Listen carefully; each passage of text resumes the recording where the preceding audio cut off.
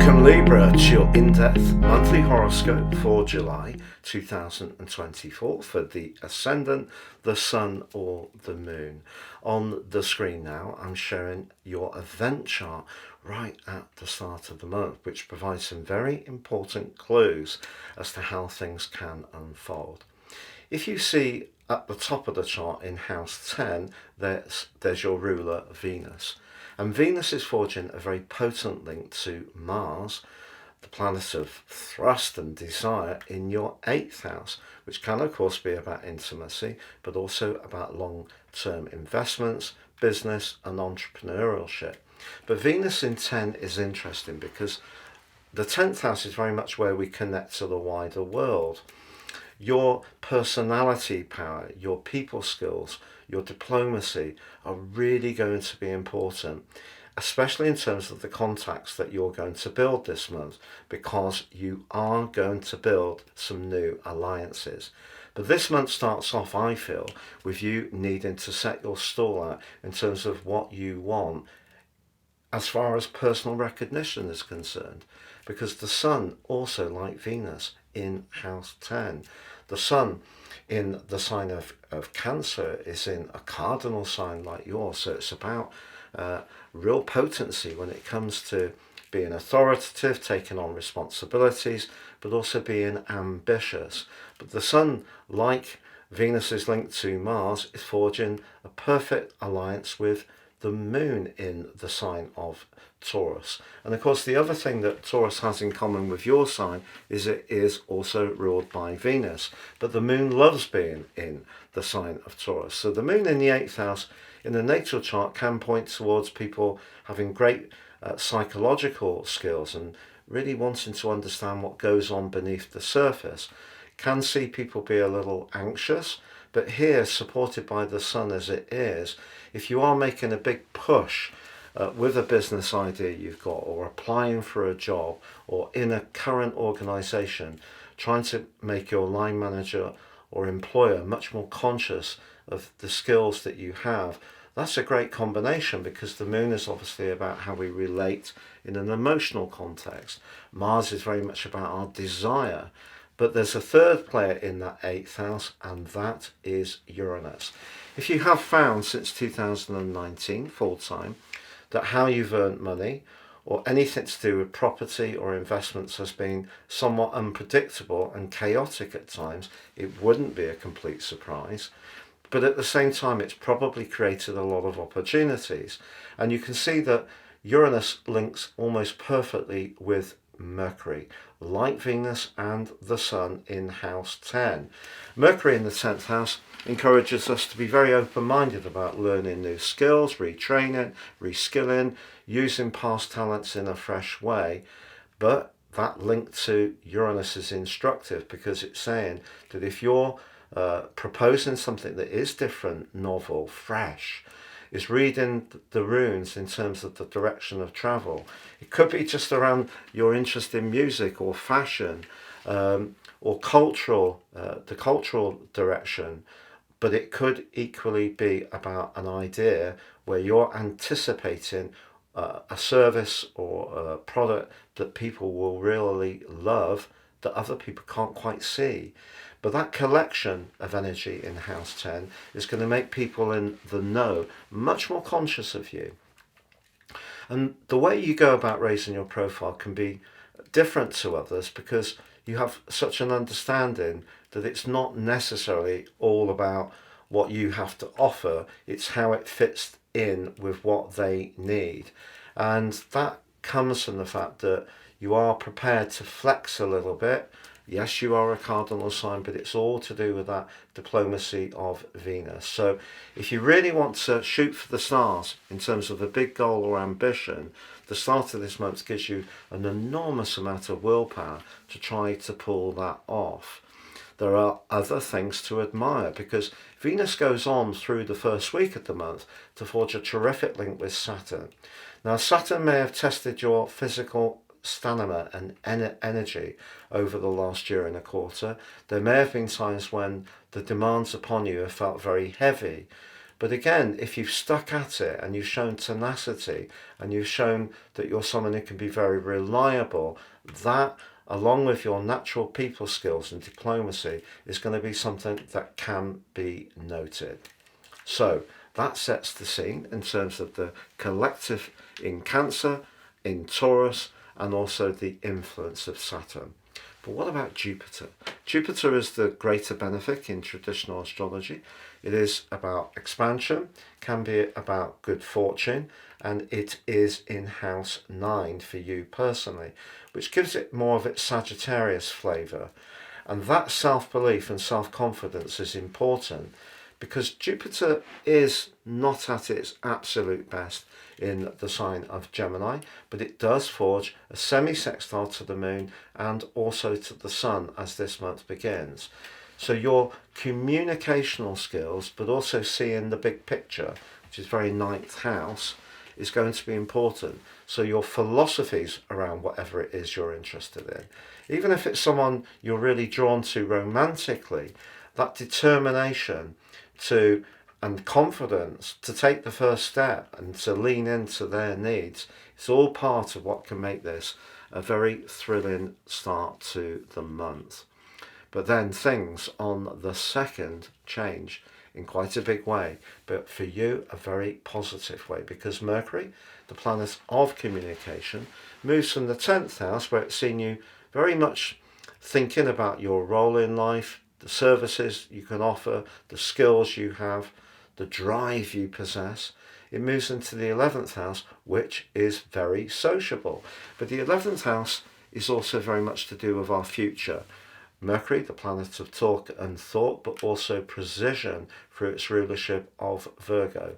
So from this point, from the 2nd of July through to the 25th, when Mercury moves into the sign of Virgo, that's a wonderful window of opportunity to develop your network, but also to think about your long term. And whereas the energy in Cancer is very much more to do with the material world, the 10th house, it's the sector of culmination, can be to do with things like property, like status, like the type of job that we want to go for. The 11th house is much freer spirited. It's more about how we associate with others. So if you've got things moving in terms of your career in the early part of this month, it's going to be your connections to others which really excite you as the month goes on. But there could be a link, and therefore your ability to develop relationships, build partnerships, hear what people want, react to those needs, flex what you're offering, is all going to be part of what you can achieve. But it does go opposite Pluto. And Pluto, since the 21st of January, has given you a major lift because, of course, as we know, for many months of working together, Pluto in the 4th house in Capricorn, where he is going to return across the 1st and 2nd of September, depending on where you live, through to the 20th of November, for one final pass in your 4th house, has not been an easy transit at all. But Pluto in the 5th house has really been pushing you to transform your love life, your self-expression, your self-confidence, the sunshine part of your nature. And Pluto, of course, can be challenging, but it also can be very helpful if we're prepared to go with it. But the opposition with Mercury suggests that something you want as an individual, Pluto, and want it badly, if it doesn't quite align to what your circumstances are manifesting, Mercury, in your links to people in general, that could cause some frustration. But if you do have a discussion with anyone, a meeting, or you're doing a presentation through that first week of this month, the thing I think people are going to get is they're going to see just how passionate you can be about the things you're invested in. The 5th, however, is a new moon in your sector of success. So push forwards with raising that profile. You know, if you need to rejig your curriculum vitae, if you need to go on a job seeking site, if you do need to try to cultivate a connection to someone who's influential, this is a good new moon. What's not to like? Well, it's just that it does T-square with the nodal axis. And for you, the nodal axis goes across the 1st for the South, for you, your sign, and the 7th for Aries. So since July last year, you've been pushed by that shift to break free of some of your habitual behaviour, the South Node, and embrace some of the exciting developments in terms of your connections to others, the North Node or point of destiny in the sign of Aries. So the reason that they conflict the new moon is the new moon does in some ways suggest you may have to diminuate some of your individual needs if you really want success, to understand and fit in with what someone else wants from you. So there may be a little bit of a compromise. If you're someone who likes to get that perfect alignment, that perfect balance, this could throw you out a little bit, particularly if you're more of a bohemian type of person. But if you're quite happy in the corporate structure or strutting your stuff in standard business, it's a very positive new moon. You could even find yourself thinking about a property matter in the following 4 weeks. But on the 12th, an amazingly important event for you, because Venus returns to Leo. If you recall, Venus had a long stay in Leo last year. For you, the 11th house, very charming. If there are links that you're developing with Mercury in Leo, they can get warmer still with Venus's presence. But it, like Mercury, is challenged by Pluto. There could be somebody in your friendship circle, could even be a partner, who could feel a bit challenged by some of what you're trying to do at the present time. Maybe there is a fear that you're developing or going in a different direction, which could leave them feeling rather uncertain. But also it's possible that someone in your friendship circle is just rather jealous of the extra attention, acclaim and popularity that you're starting to generate. Just be conscious of that. But then on the 20th, one of the finest moments of the whole year for you, because Mars moves out of that 8th house where it's very much in keeping with the scorpionic vibe of very deep desire to improve things either in terms of intimacy or loot, especially long-term loot, and it moves into the 9th house, which can be about freedom, but it's also very much about independence and adventurism and travel. The 9th house and Mars in Gemini for you is very chatty. If you've got a message you want to convey, you can do so with a great deal of extra conviction over the following 6 weeks. But the key, Libra, is that Mars forges a perfect alliance with Pluto. So that link between these two rulers of Scorpio is so supercharged with possibility for you. If you teach or train, or you're an educator, or you're someone who's got a book that you want to publish, this is a pivotal time for your whole year, and you really can drive forwards with a tremendous tenacity, but determination not to be in any way thwarted. So Mars in the 9th house could see you want to break away from something that's no longer serving your greater purpose, because the 8th house energy is where we're most invested. If you've given it everything at the start of this month and still you don't really feel it's quite working, particularly around a romantic involvement, Mars could see you wanting to reassert your independence, but also you're going to feel so attractive, because Pluto and Mars together, if you do something more spontaneously and you're not so attuned to the reactions of others to you, that's going to give you a sense of empowerment, because your default can be so tuned in to checking in what other people are thinking or observing about you. In a way, this is encouraging you to break free of that kind of thinking. We also have the second of the 2 consecutive full moons in Capricorn, that 4th house energy again. And I feel that when the last one occurred across the 21st and 22nd of June, if you did feel a bit unsure about how to go forwards in terms of manifesting your worldly aims, and some of your own insecurities or fears or emotional or family limitations were inhibiting you, I think you're in a much better place now to find the sweet spot between that work-life balance. But then on the 22nd, the sun fires its way home into the sign of Leo. joining up with Venus and Mercury initially. Mercury is going to be quite brief, only for 3 days, but the Sun also links to Mars, 11th house to 9th. If you go away with a group of friends towards the end of this month, you're going to have such a great time. It's going to be very energizing, very lively, could even be a bit provocative in some ways. You're going to want to push the boundaries a little bit, I feel, but just be aware the Sun also goes opposite Pluto. And the Sun in the 11th house is asking you to think very carefully about your connections, but also your future, but also your highest hopes. But also, with Pluto in attendance or applying to the Sun, it's asking you not to crush your passion in order to network and connect to others. And this is the perennial issue with Librans.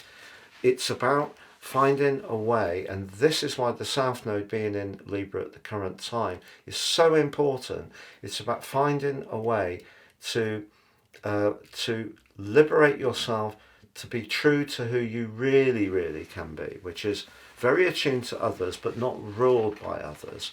It's being caring and sensitive to others, but at the same time, not letting that guilt you into not doing what you need to do for you. So that could be the dynamic that comes up at the end of this month. But if there is something that isn't quite working for you, Mercury traveling into the sign of Virgo on the 23rd is going to give you food for thought as the month comes to a close. But also Chiron goes into a retrograde through to the 26th of December. And Chiron, like the North Node, in your 7th house.